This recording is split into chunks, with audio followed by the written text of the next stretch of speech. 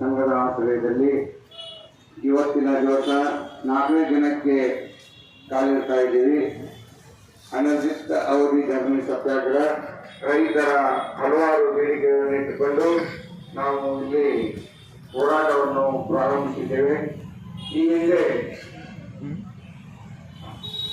7ನೇ ತಾರೀಕಿಗೆ ನಾವೊಂದು ಮನವಿ ಪತ್ರವನ್ನು ಆಯುಕ್ತರ ಮುಖಾಂತರ ಸಲ್ಲಿಸಿದ್ದೀವಿ. ಮನವಿ ಸಲ್ಲಿಸಿದ ಸಂದರ್ಭದಲ್ಲಿ 7 ದಿನಗಳ ಕಾಲ ಅವರಿಗೆ ನಮ್ಮ ಮನವಿಗಳಿಗೆ ಸ್ಪಂದಿಸಲು ಕಾಲಾವಕಾಶವನ್ನು ಕೊಟ್ಟಿದ್ದೀವಿ.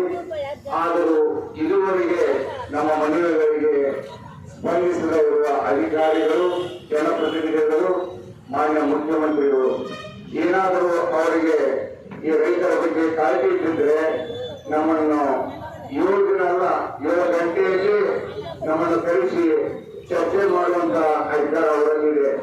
ಯಾಕಂತಂದ್ರೆ 7 ಜಿಲ್ಲಾ ಪ್ರಾದೇಶಿಕ ಆಯುಕ್ತರು ಇಲ್ಲಿ ಬಲಬದಿಯಲ್ಲಿದ್ದಾರೆ. ಎಡಬದಿಯಲ್ಲಿ ಮಾನ್ಯ ಜಿಲ್ಲಾಧಿಕಾರಿಗಳಿದ್ದಾರೆ. ಏನು ನಾವೇನು 100 ಕಿಲೋಮೀಟರ್ ಅಂತರದಲ್ಲಿ ಹೋರಾಟ ಮಾಡ್ತಾ ಇಲ್ಲ, ಕೇವಲ 50 ಅಡಿ ಅಂತರದಲ್ಲಿ ಈ ಒಂದು ಹೋರಾಟ ಲಾಸ್ಟ್ 21-22 ಆದರೆ ಲಾಸ್ಟ್ 21-22 ಈ ಮಟ್ಟಕ್ಕೆ ಹೋರಾಟವನ್ನು ಮಾಡಬಹುದಾಗಿತ್ತು. ಸ್ವತಂತ್ರ 1947ರಲ್ಲಿ ಬ್ರಿಟಿಷರನ್ನ ಓಡಿಸಿ ಅಂದು ರಾತ್ರಿ ನಮ್ಮನ್ನು ಸ್ವತಂತ್ರ ಪಟ್ಟಂತ ಮಾನ್ಯ ಮಹಾತ್ಮ ಗಾಂಧಿಯವರಾಗಲಿ, ಇನ್ನೂ ಹೋರಾಟದ ಸುಭಾಷ್ ಚಂದ್ರ ಬೋಸ್ ಆಗಲಿ, ಸಂಗೊಳ್ಳಿ ರಾಯಣ್ಣ, ನಮ್ಮ ನಾಡಿನ ಸಂಗೊಳ್ಳಿ ರಾಯಣ್ಣ ಹಾಗೂ ಪ್ರವಳಿ ಮಲ್ಲಮ್ಮ, ಕಿತ್ತೂರು ಚೆನ್ನಮ್ಮ ಅಂತ ರಾಣಿಯವರು ನಮಗೆ ಹೋರಾಟ ಮಾಡಿಕೊಟ್ಟು ಇವತ್ತು ಅವರ ಒಂದು ಸೈನಿಕರಿಗಾಗಿ ನಾವು ಇನ್ನು ಸ್ವತಂತ್ರ ಉತ್ಸವವನ್ನು ಆಚರಿಸ್ತಾ ಬರ್ತಾ ಇದ್ದೇವೆ. ಇವತ್ತಿಗೆ 78 ವರ್ಷಗಳು ಕಳೆದವು. ರೈತ ನವಲಗುಂದ ಮತ್ತು ನವಲಗುಂದ ಬಂಡಾಯದಲ್ಲಿ ರೈತರು ಆತ್ಮಹತ್ಯೆಗಳು ಆದವು. ಅವರ ಸವಿನೆನಪಿಗಾಗಿ ಇವತ್ತು ನಾವು ಹುತಾತ್ಮ ದಿನಾಚರಣೆ ಆಗಲಿ, ರೈತ ದಿನಾಚರಣೆ ಆಗಲಿ ಆಚರಿಸುತ್ತಾ ಬಂದಿದ್ದೇವೆ. ಇನ್ನು ಮುಂದೆ 79ನೇ ಸ್ವಾತಂತ್ರ್ಯ ಉತ್ಸವವನ್ನು ನಾವು ಜಿಲ್ಲೆಯ ಪ್ರತಿಯೊಂದು ಗ್ರಾಮದಿಂದ ರೈತರ ಮತ್ತು ಬೆಳಗಾವಿ ಆವರಣದಲ್ಲಿ ಇನ್ನು ಮೇಲೆ ನಮಗೆ ಸ್ವತಂತ್ರ ಸಿಕ್ಕಿಲ್ಲ, ಇನ್ನು ಮೇಲೆ ಇಲ್ಲಿ ರಾಷ್ಟ್ರಧ್ವಜವನ್ನ ಮುಂದಿನ ದಿನಗಳಲ್ಲಿ ಆರಿಸಬೇಕಾಗ್ತದೆ. ಯಾಕಂತಂದ್ರೆ ಇಲ್ಲಿ ಕರಾಳ ದಿನಾಚರಣೆ ಅಂತ ಆಚರಣೆ ಮಾಡ್ತಾ ನಾವು ರೈತರು ಕರಾಳ ದಿನಾಚರಣೆ ಮಾಡುವುದಿಲ್ಲ, ಶಾಂತಿಯುತವಾಗಿ ಹೋರಾಟ ಮಾಡಿಕೊಂಡು ಮುಂದಿನ ದಿನಗಳಲ್ಲಿ 79ನೇ ಸ್ವಾತಂತ್ರ್ಯ ಉತ್ಸವವನ್ನು ಈ ಬೆಳಗಾವಿಯ ಪ್ರಾದೇಶಿಕ ಕಚೇರಿ ಮುಂದೆ ರೈತರ ಒಂದು ರಾಷ್ಟ್ರಧ್ವಜವನ್ನು ನಾವು ಇಲ್ಲಿ ಹಾರಿಸ್ತೇವೆ. ಯಾಕಂತಂದ್ರೆ ನಮಗೆ ಸ್ವಾತಂತ್ರ್ಯ ಸಿಗಲಿಲ್ಲ, ಆದ್ರೆ ಇನ್ನಾದರೂ ನಮ್ಮ ಹೋರಾಟಕ್ಕೆ ಬೆಂಬಲ ಕೊಟ್ಟು ಇಲ್ಲಿಯ ಒಬ್ಬರು ಉಸ್ತುವಾರಿ ಸಚಿವರಿದ್ದಾರೆ, ಲೋಕೋಪಯೋಗಿ ಸಚಿವರು ಹಾಗೂ ಜಿಲ್ಲಾ ಸಚಿವರಾದ ಸತೀಶ್ ಜಾರಕಿಹೊಳಿ ಹಾಗೂ ಒಬ್ಬ ಮಹಿಳೆ ನಮ್ಮ ಖಾನಾಪುರ ತಾಲೂಕಿನ ಹಾಗೂ ಬೆಳಗಾವಿ ಜಿಲ್ಲೆಯ ಒಬ್ಬರು ಮಹಿಳಾ ಮತ್ತು ಮಕ್ಕಳ ಸಚಿವೆ ಲಕ್ಷ್ಮೀ ಅಕ್ಕ ಹೆಬ್ಬಾಳ್ಕರ್.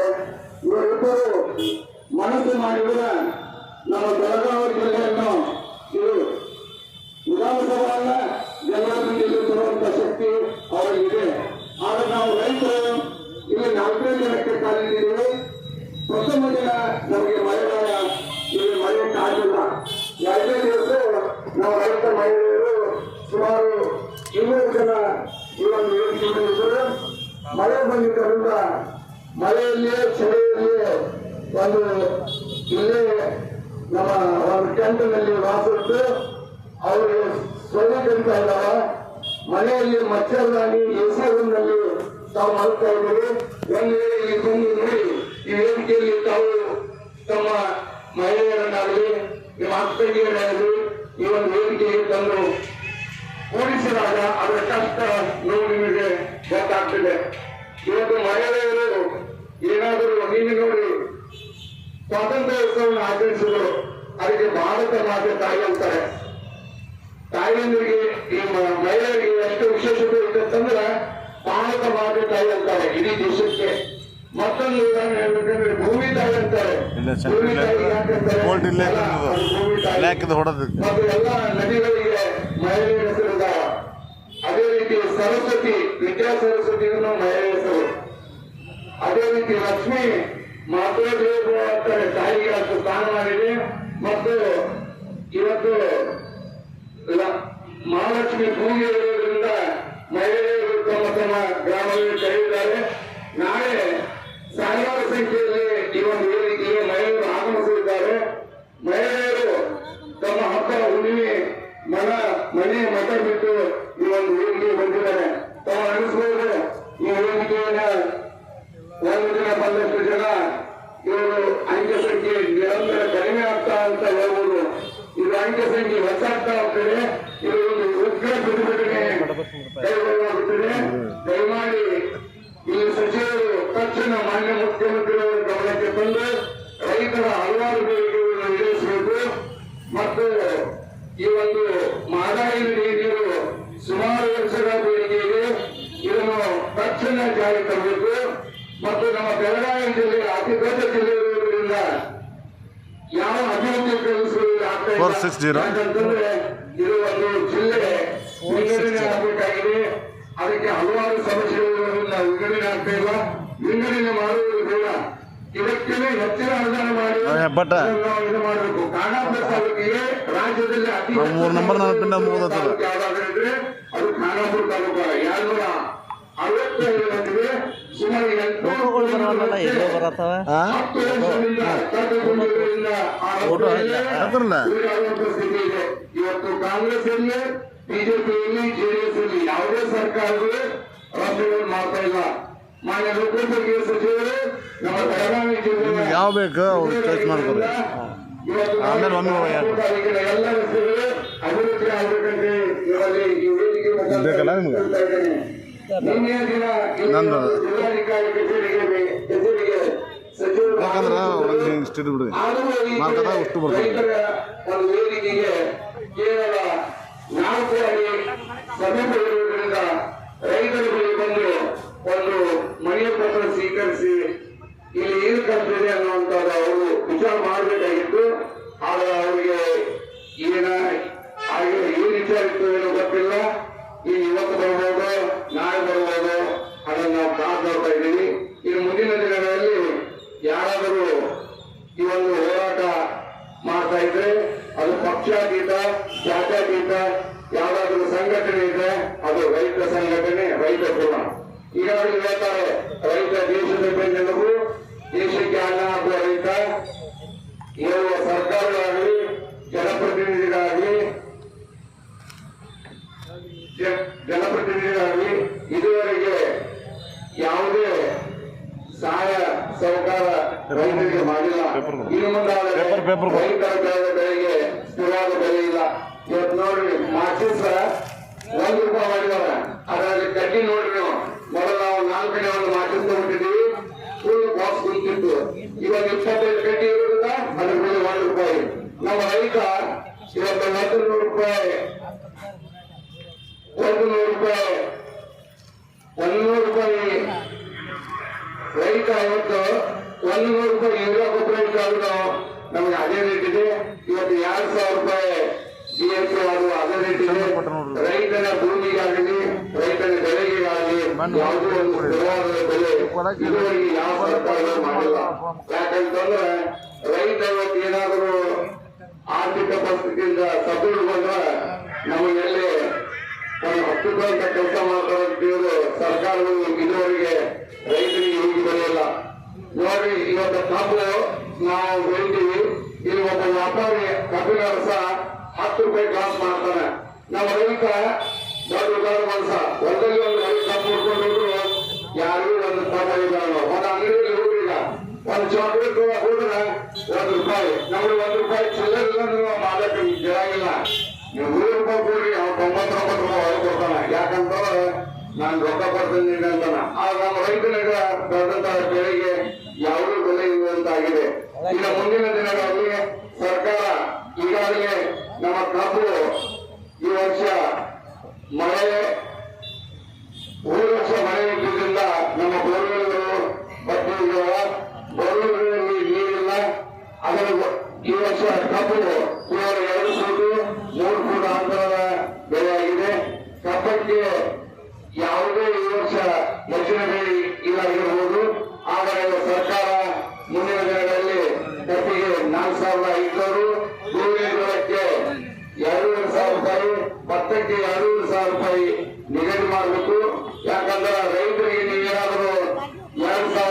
3,000 ಕಟ್ಟಿ ಕೊಟ್ಟರೆ ಇವತ್ತು ರೈತ ತಮ್ಮ ಭೂಮಿಗಳನ್ನು ಮಾರಿ ಅನಾಥ ಆಗುವಂತ ಪರಿಸ್ಥಿತಿಗೆ ತಂದಿರಬೇಕು.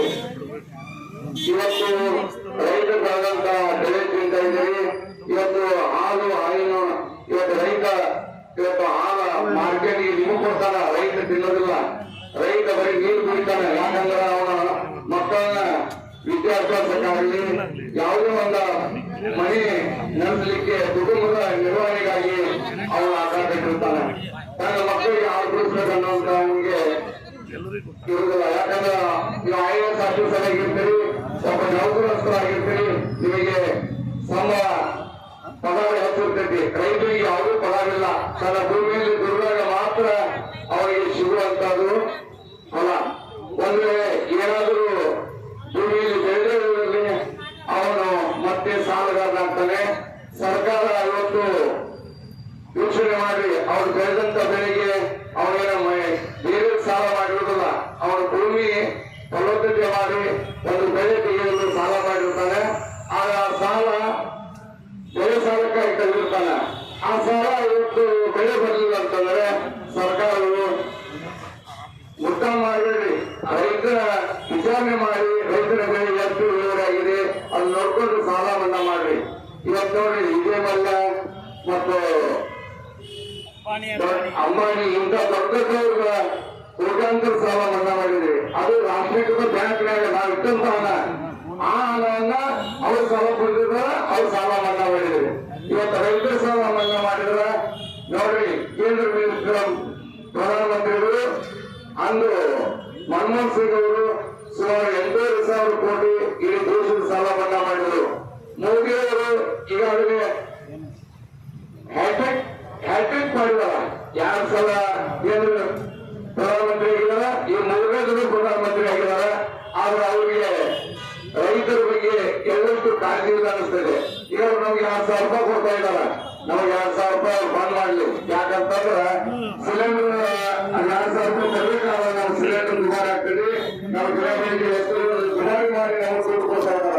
ಅವ್ರು ಕೊಟ್ಟಿರ್ತದೆ ಮನೆಯಿಂದ ಕೊಡ್ತಾ ಇಲ್ಲ. ಸರ್ಕಾರದಿಂದ ಕೊಡ್ಬೇಕಾಗಿತ್ತಂದ್ರ ಸರ್ಕಾರಗಳು ಇವತ್ತು ರೈತರಿಗೆ ಒಂದು ಈಗ ನೋಡಿ ಆಯಾ ಸಮಾಜಗಳಿಗೆ ಆಯಾ ಸಂಸ್ಥೆಗಳಿಗೆ ಸರ್ಕಾರಗಳು ನಿಗದಿ ಮಾಡಿ ಹಣ ಇರ್ತಾರ. ಆಗ ರೈತರು ಒಂದು ಯೋಜನೆಯಲ್ಲಿ 1,000 ಕೋಟಿ ರೈತರ ಸಲುವಾಗಿ ಹಣ ಇಟ್ಟು ರೈತರ ಬೇಡಿಕೆಗಳನ್ನು ಈಡೇರಿಸಬೇಕಂತೇಳಿ ನಾನು ಹೇಳ್ಕೊತಾ ಇದ್ದೇನೆ. ಮತ್ತು ಇಂದು ಹೋರಾಟ ಏನು 4ನೇ ದಿನಕ್ಕೆ ಕಾಲಿಟ್ಟಿದ್ರು. ಇವತ್ತು ಅವ್ರು ತಿಳಿದಿರುವುದು ಅಧಿಕಾರಿಗಳು ಏನು ಇವರು ಕೂತ್ಕೊಳ್ತಾರ ನೋಡಿ ನೋಡಿ ದೇಶದಲ್ಲಿ ಹೋಗ್ತಾರಂತೇಳಿ. ನಾವು ಇವತ್ತು ನಾಗರ ಪಂಚಮಿ ಹಬ್ಬ ಶ್ರಾವಣ ಮಾಸದಲ್ಲಿ ಈ ಒಂದು ಹೋರಾಟ ಕೈಗೊಂಡಿದ್ದೀವಿ. ಇಂದು ಸದಾರವನ್ನು ಇಲ್ಲೇ ಆರಿಸಿದ್ವಿ.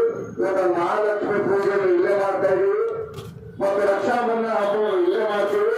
ಇದೇ ವೇದಿಕೆ ಮೇಲೆ ಗಣೇಶ ಉತ್ಸವವನ್ನು ನಾವು ಆಚರಣೆ ಮಾಡ್ತೀವಿ. ತಾವು ಏನಾದರೂ ರೈತರನ್ನ ಇಲ್ಲಿ ಬೇಡಿಕೆ ಈಡೇರಿಸುವುದರಲ್ಲಿ ಮುಂದಿನ ದಿನಗಳಲ್ಲಿ ಇದೊಂದು ಹೋರಾಟದ ವೇದಿಕೆಯಾಗಿ ಇಲ್ಲೇ ನಿರಂತರವಾಗಿ ನಾವು ಈ ವೇದಿಕೆಯನ್ನ ನಾವು ಇಲ್ಲಿ ಹೋರಾಟದ ಮುಖಾಂತರ ಇದೊಂದು ಹೋರಾಟದ ವೇದಿಕೆಯನ್ನು ನಿರ್ಮಾಣ ಮಾಡಿಕೊಂಡು ನಾವು ಸತತವಾಗಿ ಮುಂದಿನ 45 ದಿನಗಳ ಕಾಲ ಈ ವೇದಿಕೆ ಹೋರಾಟಕ್ಕಾಗಿ ನಾವು ಬಳಸ್ತೇವೆ. ಇದನ್ನ ಗಮನದಲ್ಲಿಟ್ಟುಕೊಂಡು ಜಿಲ್ಲಾಧಿಕಾರಿಗಳು ಮತ್ತು ಪ್ರಾದೇಶಿಕ ಆಯುಕ್ತರು ತಕ್ಷಣ ಹೀಗೆ ನಮ್ಮ ರೈತರಿಗೆ ಈ ಒಂದು ಮನೆಗೆ ಸ್ವೀಕಾರ ಕೊಟ್ಟು ಇದನ್ನು ರೈತರ ಅವರನ್ನು ಸ್ವೀಕರಿಸಿ ನಮ್ಮನ್ನ ನಿಮ್ಮಿಂದ ನಿರ್ಗಮನಗೊಳಿಸಿದರೆ ನಿಮಗೆ ಒಂದು ರೈತರ ಒಂದು ಆಶೀರ್ವಾದ ನಿಮ್ಮ ಮೇಲೆ ಇರ್ತದೆ. ಒಂದು ವೇಳೆ ನೀವೇನಾದರೂ ರೈತರಿಗೆ ಅನ್ಯಾಯ ಮಾಡಿದರೆ ಇದು ನಿಮ್ಮ ಶಾಪ ತಗ್ಗುತ್ತ ಹೇಳಿ ನಾನು ಇನ್ನು ಮಾತನಾಡಲಿಕ್ಕೆ ಅವಕಾಶ ಮಾಡಿಕೊಟ್ಟಂತ ಈ ಒಂದು ವೇದಿಕೆಗೆ ನಾನು ಧನ್ಯವಾದ ಹೇಳುತ್ತಾ ಜೈ ಜವಾನ್